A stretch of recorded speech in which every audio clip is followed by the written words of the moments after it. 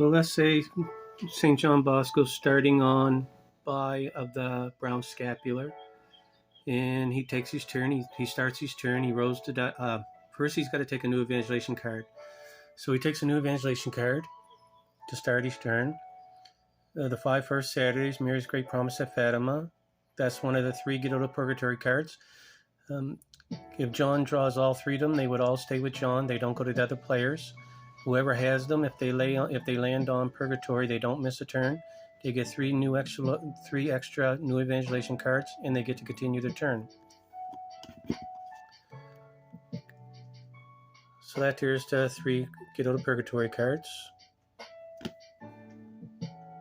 So John puts them into his player's pile, and then he rolls the dice. Say he rolls a 6. He would move to Reconciliation from the brown scapular, and he would turn over a penance card.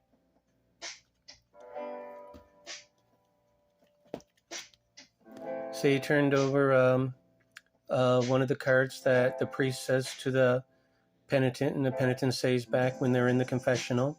That's what they would really say. That's about the 5th thing that he would ask of the penitent. So that just goes laid on the board. And now John gets to go again. He gets to take a new evangelization card. Say he draws by any one of the 9 devotion cards. He can use that to buy a devotion card from one of the other players. And it also can be used to pay the devotion value if you land on one of the other players' devotions that you don't have, and you would have to pay the devotion value if you don't have that there, and you can't buy one, or you can't if you don't have one to sell, landing on sell, and if you don't have one to buy when you've got one on buy, if you got one on buy. Anyways, the thing is that sometimes you have to pay the devotion value, and it's a good card to have for that. So he puts that in his player's pile.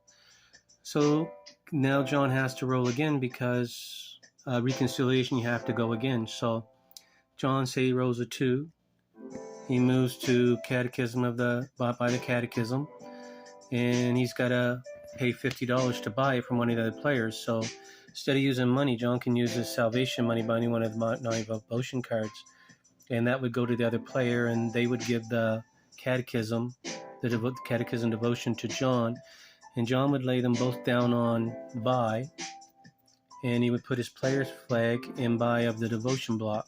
Now John owns that, so if somebody else owns that and they don't got the proper things, they would have to pay him the devotion value. Depending on how many people are playing, there could be more cards out there. If there's only 2 people playing, then whoever else is playing with him would have to pay the devotion value. But if there's 4 people playing, or 6 people, or 7 people, there's 3 devotion. There would be 3 sets of devotion cards, 3 pairs of each devotion card. So they wouldn't necessarily have to pay the devotion value, because there'd be more cards out there if they have one and things.